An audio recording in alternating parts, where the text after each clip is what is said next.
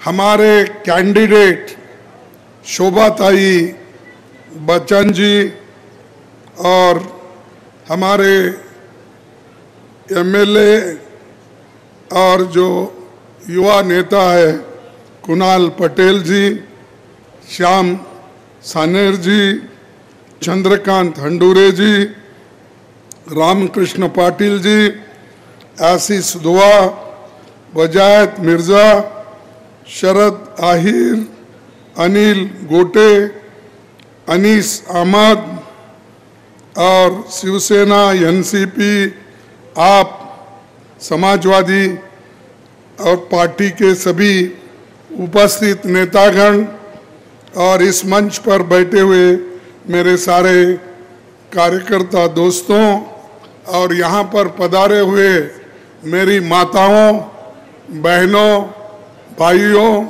किसान बंधुओं और हमारे सभी जनता इस सभा में है, उन सबको मैं हार्दिक मेरे ओर से स्वागत करता हूं। और उसी तरह मीडिया के मेरे दोस्त भी हैं और नौजवान साथी भी इसमें हैं। ये चुनाव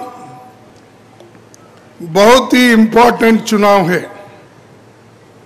ये चुनाव कोई छोटी मोटी चुनाव नहीं है। ये ना म्युनिसिपैलिटी की चुनाव है, ना जिला पंचायत की, ना एमएलए की। ये चुनाव देश के भविष्य को बनाने वाली चुनाव है और देश के भविष्य को बनाने के लिए हम डॉक्टर बाबा साहब अम्बेडकर ने जो संविधान बनाया है उसको हिफाजत करने का अपना काम है। लोकतंत्र को टिकाना यह अपना काम है। अगर लोकतंत्र इस देश में नहीं, संविधान इस देश में नहीं, तो आपको कोई भी पूछेगा नहीं। अगर आज के वक्त तुम्हारे घर घर को हर पार्टी के लोग जब आते हैं, क्यों आते हैं? क्योंकि आपके पास वोटिंग का अधिकार है और वोटिंग ये सत्ता लाके देती है। सत्ता से हम अपने कार्यक्रम को और अपने पॉलिसी को अपने अनुष्ठान करते हैं। इसीलिए ये चुनाव बड़ा महत्व का है। तो इसीलिए ये महाराष्ट्र की धरती महात्मा ज्योतिबा फुले, सावित्रीबाई फुले, संत ज्ञानेश्वर, संत नामदेव, बाबा साहेब डॉक्टर अम्बेडकर, ऐसे तमाम नेता, दिग्गज नेता इस धरती पे पैदा हुए और गरीब लोगों के उत्थान के लिए उन्होंने अपना पूरा जीवन यहाँ पर बिताया। तो मैं उन सबको नमन करता हूँ जिन्होंने यहाँ पैदा होकर सारे दुनिया को, सारे देश को जो मार्गदर्शन दिलाया, ये सबसे बड़ी बात है और वही काम आपको करना है। अगर आप वो काम नहीं करेंगे तो समझो कि आप आगे पीढ़ी को गुलामगिरी में ढकल रहे हैं। वो पहले जैसे, आजादी के पहले जैसे दलित, आदिवासी, गरीब, ये सारे लोग जैसा एक गुलामों के जैसे रहते थे, वैसी ही परिस्थिति फिर आएगी अगर आप मोदी को और हमारे शाह को अगर वोट देंगे तो पूरा स्थिति गुलामों के जैसे हमारी बन जाएगी। यह आपको ध्यान में रखना है। आप किसी के लिए वोट नहीं दे रहे, ये वोट अपने आप के लिए दे रहे, अपने उत्थान, अपने पीढ़ी के लोगों को आगे बढ़ाने के लिए दे रहे हैं। और किसी के लिए नहीं है। कोई नेता आता है जाता है, लेकिन संविधान अगर आप बच गया तो ही हम बचेंगे, तो ही हम फिर राज करेंगे, फिर गरीबों का राज रहेगा। मैं सुना जब हमारी पार्टी स्प्लिट हो गई थी 1969 में, पहली मीटिंग इंदिरा गांधी जी की नंदुरबार में हुआ था, तो लाखों लोग भिड़ गए थे। और जब नंदुरबार में इंदिरा गांधी जी पैर रखी, तब पूरा हिंदुस्तान हिल गया और आपके वजह से हमारी पार्टी केंद्र में सत्ता में आई। ऐसा ये नंदुरबार धुले जिला है, तो ये कांग्रेस का गढ़ है। इसको हिफाजत आप पार्टी को भी करना। सबसे ज्यादा हिफाजत लोकतंत्र का, जमहूरियत का, प्रजातंत्र का, संविधान का करना है। तो इसलिए मैं बार बार बोल रहा हूं, किसी अपने फायदे के लिए नहीं है। मैं भी 53 साल से पॉलिटिक्स में हूं, मैं एमएलए भी हूं, था एमपी भी था, एमएलसी। एक इलेक्शन मेरे जीवन में नहीं हारा था, एक ही इलेक्शन जो 2019 का मैंने हारा। 53 साल से मैं जीतते आ रहा हूं, वो सिर्फ कांग्रेस के नाम से है। एक ही पार्टी में मैं हमेशा रहा, कभी पार्टी छोड़ के किसी और गया नहीं, किसी और देखा भी नहीं। इसीलिए मैं आपसे यही आपको सलाह देने आया हूं। ये लोकतंत्र की बात इसीलिए कर रहा हूं, ये सबसे बड़ा अच्छा एक मौका है जो हमारे संविधान को बचाने का। बीजेपी और आरएसएस के लोग संविधान को खत्म करने के लिए ये चुनाव लड़ रहे हैं। 2024 में बीजेपी, आरएसएस, मोदी ये क्या चाहते हैं? इस देश में भारी बहुमत अगर आएगा तो संविधान को हम बदलेंगे। ये बात सबसे पहले 2015 में उन्होंने ही कहा था, उनके लोगों ने कहा था, आरएसएस के मुकेश मोहन भागवत ने कहा था, उनके एमपीज ने कहा था। और इधर हमारे मोदी जी तो ये बोलते हैं मुझे 400 पार करना है। अरे 400 पार, 400 पार अगर आप अकेले करते हैं वो तुम्हारे हाथ में नहीं है। तुम्हारे और हमारे मालिक कौन है? जनता है।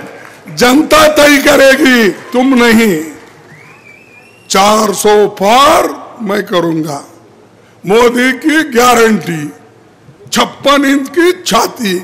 अरे भाई, हर एक के पास छाती है, किसकी 54, 56, 52, 45 होती है। कौन टेप लेके तेरा माप के हम बोले हैं तेरी 56 इंच है? किसी टेलर ने आया था और वो सुनाया तुमको? लेकिन मोदी की आदत है झूठ बोलना, और वो हमेशा झूठ बोलते आते हैं। अगर हम कुछ कहें तो चंद लोग ये कहते हैं भाई खड़गे साहब बार बार, राहुल जी बार बार मोदी को झूठा बोलते हैं। अब झूठा नहीं बोले तो क्या करना चाहिए आप ही बताएं। एक है, पहले इलेक्शन में उन्होंने क्या कहा? पहले इलेक्शन में तो उन्होंने कहा मैं अगर सत्ता में आऊंगा, विदेश में जो काला धन है, जो कांग्रेस वालों ने रखा है, जो अमीरों ने रखा है, वो सब मैं देश में लाऊंगा। देश में लाकर सबको 15-15 लाख दूंगा। ये कहा या नहीं? नहीं कहा? कहा तो मिला। तो कौन झूठे हैं? मोदी झूठे हैं क्या हम कांग्रेस वाले झूठे हैं? मोदी झूठा हो सकता है? अरे वो देश का प्रधानमंत्री है, हरिश्चंद्र का बेटा है, तुम उसको ये कर रहे हो, झूठ बोलता। ठीक है, एक झूठ बोल दिए। दूसरा उन्होंने कहा 1 साल के बाद, मेरे नौजवान साथियों, मेरे युवा मित्रों, आप सबको मैं हर साल 2-2 करोड़ नौकरी दूंगा। बोला या नहीं बोला? तो मोदी झूठ है क्या सच है? हाँ, झूठ है। ये भी झूठ हो गया। और मोदी ने यह भी कहा, क्या कहा? मैं किसानों की आमदनी बढ़ाऊंगा, तुम्हारी इनकम डबल करके दूंगा। मैं एक किसान के उनके लिए अपना आस्था रखता हूं कि वो आगे बढ़े। तो उन्होंने डबल इनकम की बात की। मिला किसानों को डबल इनकम? अरे उनका काश्त करने का जो कीमत बढ़ गया डबल, लेकिन इनकम डबल नहीं हुई। इसीलिए उसको हटाना है, इसीलिए उसको निकालना है। तुम किसान लोग अगर नहीं ठहरेंगे, तुम्हारे लिए ठहरना है। ये झूठ बोल के चले जाते। शायद वो कल यहां आए थे ना? तो मोदी जी क्या बोले यहां? मेरे किसान भाइयों और बहनों को देखकर मुझे दुख होता है। मैं यहां का प्याज खा के बड़ा हो गया हूं। बोले नहीं? अरे सच बोलो भाई तुम। मैं यहां का प्याज खा के बचपन में इतना बड़ा हुआ।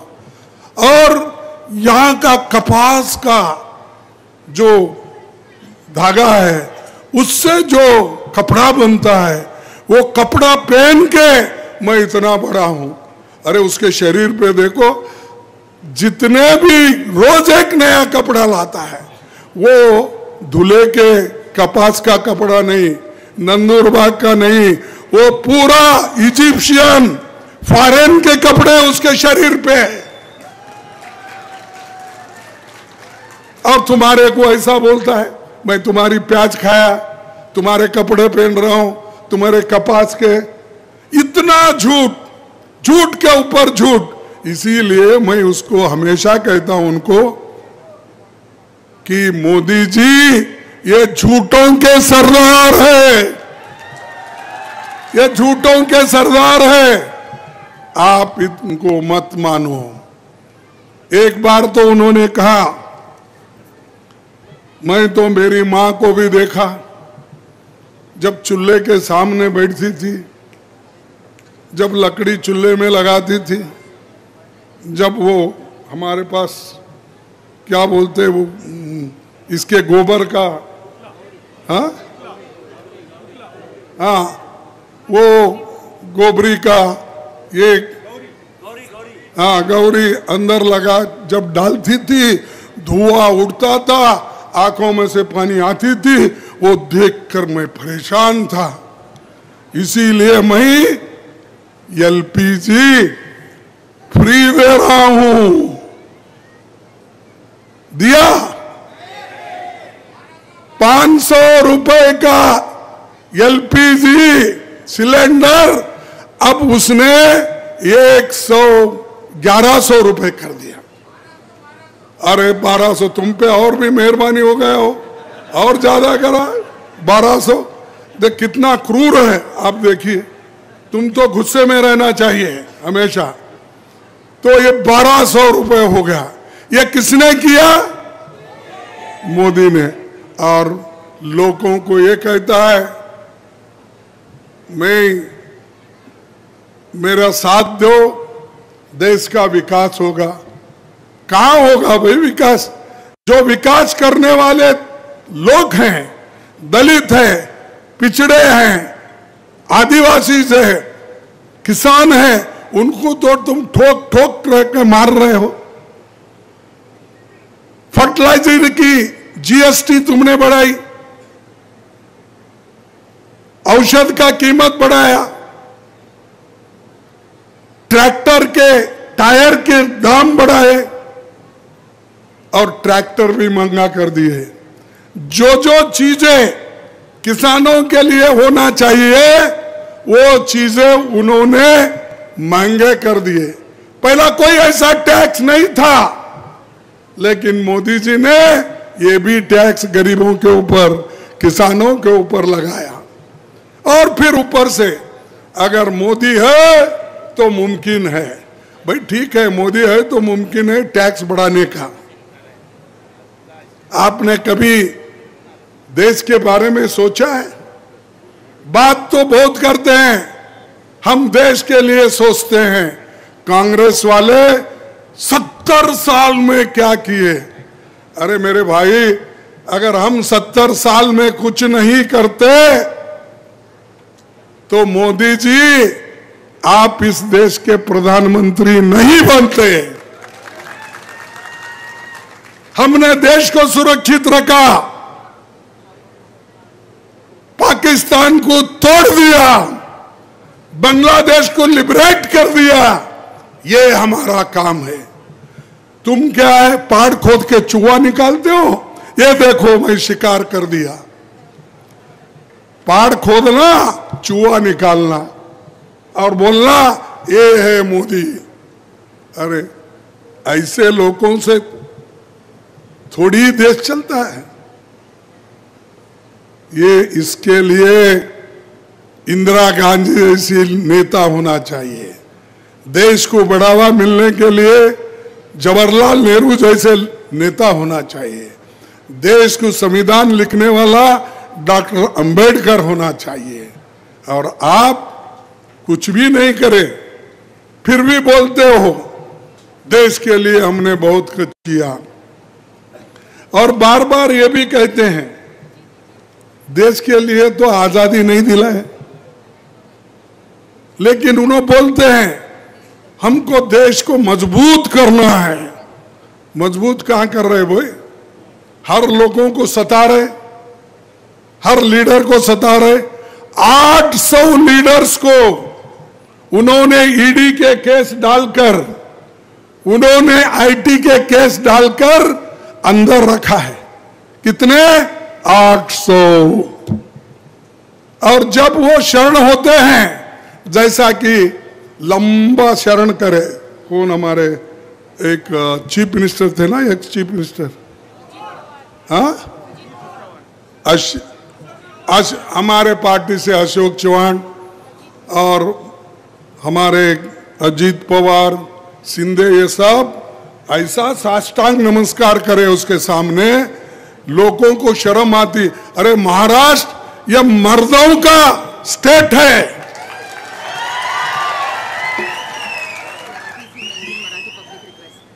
अरे मला मराठी येतंय, पण फार चुका होणे आणि उद्या मोदी येऊन काहीतरी बोलू नये म्हणून त्यासाठी मी जपून बोलतोय। मी त्याच्यासारखं खोटं बोलत नाही आणि रेटूनही बोलत नाही। देखिए उनका गरीबों के बारे में 30 लाख वैकेंसीज सरकार में है। 30 लाख वैकेंसीज केंद्र सरकार मध्ये आहेत। 30 लाख मध्ये तो एकही भरती केला नाही। कारण काय की दलित लोकांना 50% जात आहे, दुसऱ्यांना 50% जात आहे, म्हणून ते कॉन्ट्रॅक्ट लेबर, डेली वेजेस याच्यामध्ये घेऊन त्यांना जसंच्या तसंच त्यांनी ठेवायला प्रयत्न केलाय। हे फार मुख्य आहे। तुम्हाला जेव्हा सशक्त करू शकत नाही, तुम्हाला मजबूत करत नाही, तर अशा माणसाला घेऊन काय करायचं आहे? देशासाठी तरी काँग्रेसनी लढलं. कोण लढलं? मग कशाला बीजेपीला वोट घालता हो? कशा पवारला वोट घालता? पवार म्हणजे शरद पवार नव्हे, अजित पवार, शिंदे, हे सगळे त्याच्या पाठीमागे लागलेत. त्यांना वोट देता तुम्ही? ज्या लोकांनी, काँग्रेसच्या लोकांनी फाशीवर गेले, अनेक लोक शाळा सोडली, कॉलेज सोडलं, घर सोडलं, सगळं सोडून महात्मा गांधी बरोबर भुजाला भुजा लावून त्यांनी ह्या देशाला स्वातंत्र्य आणून दिले. हे आमचं देण आहे. हीच आपली देण देशाला आहे. तुम्ही काय दिला? भांडण. उठलं की हिंदू मुसलमान, हिंदू मुसलमान. ते म शब्द फार त्यांना आवडतंय. कुणाला? मोदींना. उठला सुटला कोणत्याही भाषण मध्ये तुम्ही त्यांनी अगोदर बोलतोय मुघलचे मुसलमान, मग मुसलमान गेला तर दुसरा सांगतोय त्यांनी मंगळसूत्र. आणि जितके त्याला सांगायचं आहे ते सगळे हिंदू मुसलमान मध्ये वाटणार, डिवाइड करणार, हेच बोलतोय तो. देशाबद्दल काही बोलतच नाही. तू काय केलास हे फार महत्वाचं आहे. तुम्ही जे केला ते सांगा ना. तुमच्या वोट जे मागायचं आहे, तुम्ही वोट जे विचारायचं आहे, तुमच्या कामावर विचारा. मी हे काम केलो त्याच्यासाठी वोट द्या म्हणा. उठलं सुटलं की काहीतरी गोष्ट करतोय.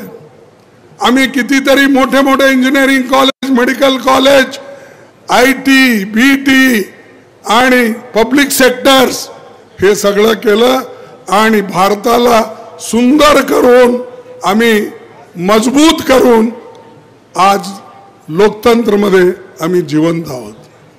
हे काही केलं नाही बिचारा, पण सगळीकडे सांगतोय मी हे केलो ते केलो.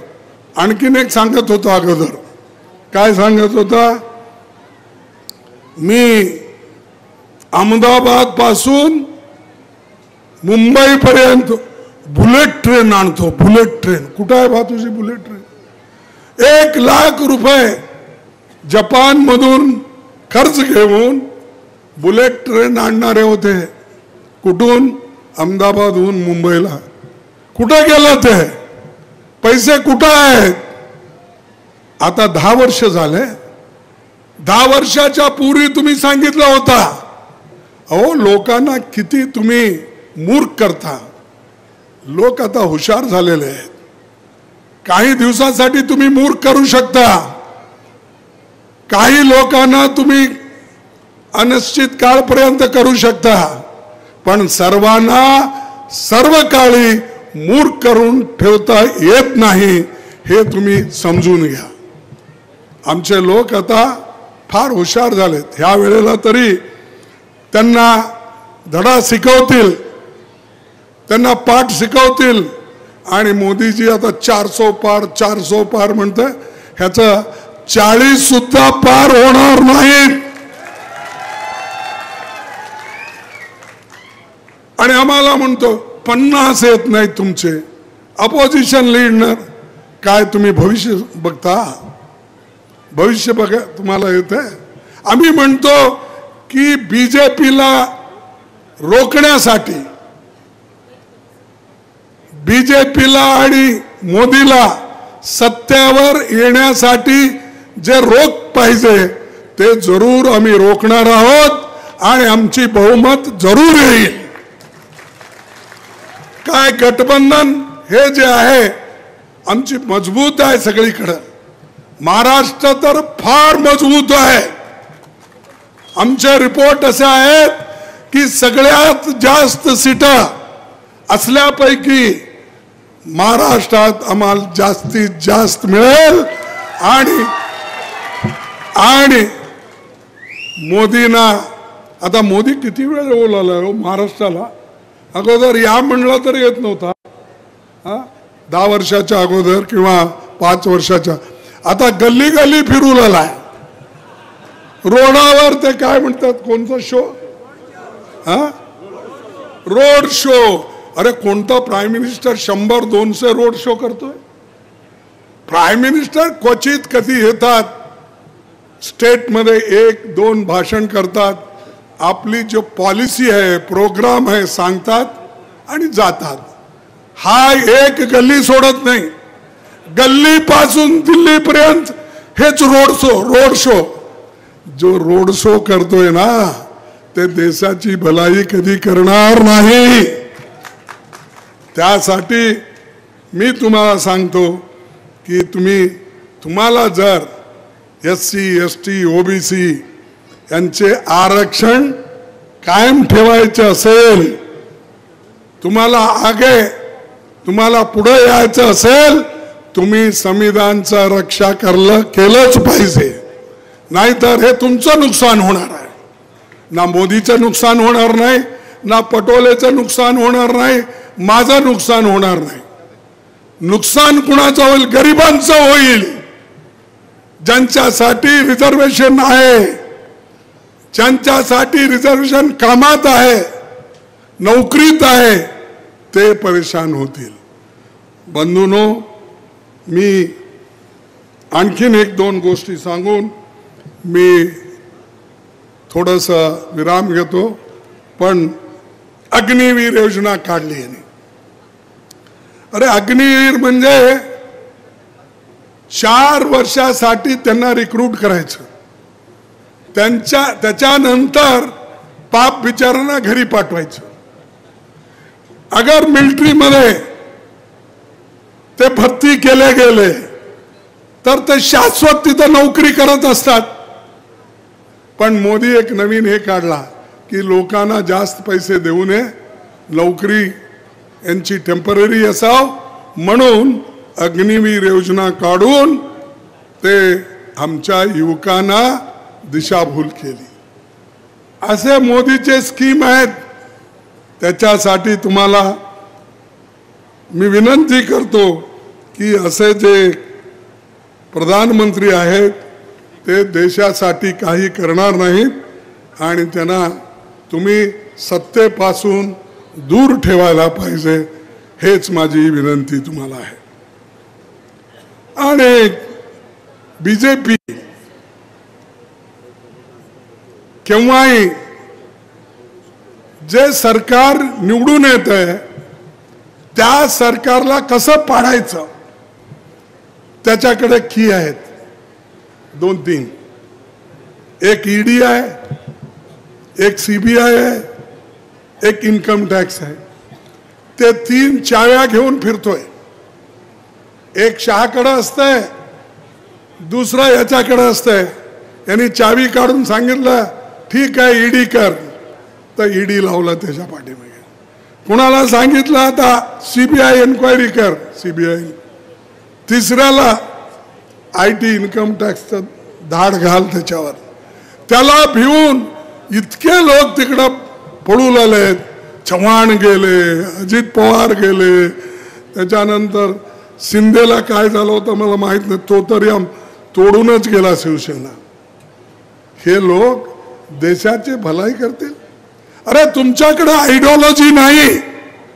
तुमच्याकडे जर विचार नाही ज्याच्याकडे विचार और आयडियोलॉजी नाही तो देशासाठी आणि राज्यासाठी काही काम करणार नाही हे तुम्ही लक्षात ठेवा पळून जाणारे माणसं राज्याला काम करतील पळून जाणारे देशासाठी लढतील हे विचार करा तुम्ही असले लोक फार इथं झालेले आहेत आणि महाराष्ट्र कधी मागे बघितलं नाही पुढे बघून चाललं पण आता काही नेते लोक असं आहेत की आम्हाला पाठीमागून काय म्हणतात ते छुरी वार करून ते मारू लागले. पण त्यांना हे माहीत नाही पुढचा माणूस बघू लागला त्यांनी कुणाला मारताय म्हणून. नंतर त्यांचाही नंबर लागेल. यांचं एवढंच नाही, धुळे आणि नंदुरबार ये जरा किसानों की हमेशा यहाँ बुरी हालत होती. प्याज का हो, कपास का हो, और जो जितना भी उत्पादन होता है उसके बारे में हम हमेशा पढ़ते हैं. ड्रॉट आता है, मार गिरती है तो इधर ही गिरती है. तो इसको देखने वाले कोई नहीं है. इसीलिए हम किसानों के लिए उचित दाम देंगे और हम किसानों के लिए लड़ेंगे. ये बात मैं आपके सामने करना चाहता हूं. अब मैं ये झूठा तो नहीं बोल सकता जैसा मोदी बोला कि डबल इनकम करूंगा, ट्रिपल करूंगा. मैं करूंगा, जरूर करूंगा. इसीलिए तो 5 हमारी कैंडिडेट अभी बच्चा शोभा ताई जी बोले कि हम क्या करने वाले हैं. उन्होंने कहा हमारे 5 न्याय, उन्होंने कहा 25 गारंटी. इस गारंटी में किसानों के लिए है, मजदूरों के लिए है, युवाओं के लिए है और हमारे महिलाओं के लिए. महिलाओं को तो हमारे पार्टी में इतना महत्व दिया गया है. एक एक महिला को हर साल 1 लाख रुपए हम उनके अकाउंट में डालेंगे. 1 लाख उनके अकाउंट में डालेंगे. हर महीना 8,500 रुपए डालेंगे और साल को 1 लाख. मोदी जी आप क्या देने वाले? आप तो हमको गालियां दे रहे. ये कांग्रेस वाले ऐसे फुक्कट के खिला खिला के लोगों को सुस्त कर रहे हैं. लोगों को बगैर काम किए खाना दो बोल रहे हैं, ये बांट रहे हैं. ये मोदी जी की सोच है. तो इसीलिए मैं ये कहूँगा कि जो हमारे वायदे हैं जीएसटी हटाने का, एमएसपी की गारंटी, फसल नुकसान 30 दिन में हम करेंगे, किसानों का कर्ज माफ करेंगे और किसान हितैषी एक्सपोर्ट इंपोर्ट को भी हम बढ़ावा देंगे. आदिवासियों पर अत्याचार के दौरान मोदी जी ने आरएसएस के लोग को कहा चुप बैठो. कभी भी मोदी जी अन्याय और अत्याचार के खिलाफ आवाज नहीं उठाए. मणिपुर में आदिवासी महिलाओं पे अन्याय हो रहे, रेप हो रहे, उनके घर लूटे जा रहे, जलाए जा रहे, लेकिन मोदी जी 13 देशों के टूर किए लेकिन मणिपुर का टूर नहीं किया. 300-400 इलेक्शन भाषण करे, हर जगह जा रहे. फिर मैं पूछना चाहता हूं आप हर जगह जाने वाले मणिपुर क्यों नहीं जा रहे? क्या है? इतना डरपोक है, वहां जाने के लिए डरता है. और उसी जगह से राहुल गांधी ने अपनी पद यात्रा निकाली महाराष्ट्र तक, मणिपुर से लेकर महाराष्ट्र. उन्होंने खुद हर गांव-गांव लोगों से मिलते आए. भाषण करने को भी तैयार नहीं, जाने को तैयार नहीं. तो हमको ये सोचना चाहिए कि जो लोग बात करते हैं वो लोग काम नहीं करते. तो इसलिए ऐसे नेताओं को या नेताओं का बात सुन के अगर हम कुछ उनको वोट देने जाएंगे तो सत्यानाश हमारा हो जाएगा. उन्होंने हमेशा ऐसा बोले सबका साथ सबका विकास. लेकिन बाबा तुमने सबका साथ सबका विकास तो बोला, सबका साथ तो लिया, लेकिन सबका सत्यानाश कर दिया. और ऐसे मोदी को अगर आप वोट डालेंगे फिर से देश बर्बाद हो जाएगा। और जो इतना त्याग बलिदान देकर हमने लाया है और इस देश को एकता रखने के लिए हमने जो कोशिश की है वो सब पानी में मिल जाएगा, मट्टी में। आपको और एक मैं बात कहूंगा, गांधी जी ने एक बात कही थी। क्या कही थी? मेरी लोकतंत्र की कल्पना ऐसी है कि उसमें कमजोर से कमजोर को भी उतना ही मौका मिलना चाहिए जितना कि समर्थ को मिलता है। सच्चा लोकतंत्र केंद्र में बैठकर राज चलाने वाले 20 लोगों से नहीं चलता, वो हर गांव में हर इंसान को चलाना पड़ता है। ये महात्मा गांधी जी का स्लोगन है। और मोदी जी सिर्फ 2 लोगों से चला रहे सरकार, ये खुद और एक शाह। और ऐसा भी है, अमीर भी वही बना रहे, दूसरों को गरीब भी वही बना रहे। यहां तक बनाए कि जितने भी 1-2-4 लोग अमीर है वो सब उनके साथ में है। लेकिन हमको बोल रहे आजकल कांग्रेस वाले, भाई अदानी अंबानी के बारे में बात ही नहीं करते। अरे क्योंकि उनके घर से टेम्पो में पैसे जा रहे हैं, बस में पैसे जा रहे हैं, जीप में पैसे जा रहे हैं। ये कौन बोल रहे हैं? मोदी बोल रहे हैं। अरे टेम्पो में पैसे कांग्रेस को जा रहा है, अगर ऑटो में जा रहा है, बस में जा रहा है, आप क्या नींद कर रहे हैं क्या? अदानी अंबानी के घर से जब पैसा निकलता है दूसरों को देने के लिए, आपके लोग क्या कर रहे थे? आप तो 800 लीडर को अंदर डाले, फिर इनको भी 2 को घर में घुस के ईडी का छापा डालो, इनकम टैक्स की रेट डालो। वो नहीं करते तुम, चुप कांग्रेस को गालियां देना और भाग जाना, ये उनका है। अगर हिम्मत है तो अदानी अंबानी पे घर पे तुम आईटी की रेट डालो, सीबीआई की रेट डालो, ईडी की रेट डालो, तब आपको मालूम होगा कौन सच है। आज तक उनका हिफाजत करते थे, अब हमको बोल रहे। तो इसीलिए दोस्तों, मैं ज्यादा और भी बातें न कहते हुए मैं इतना ही कहूंगा कि हर चीज महंगी हो गई, हर चीज इतनी महंगी हो गई, गरीब के बस की बात नहीं है। तो इसके लिए हम एक तरफ जो हमारी महंगाई बहुत बढ़ रही है और दूसरी तरफ अनएम्प्लॉयमेंट, नौकरी नहीं मिल रही। एक तरफ नौकरी नहीं मिल रही, एक तरफ हमारे जितने भी लोग हैं परेशान हैं।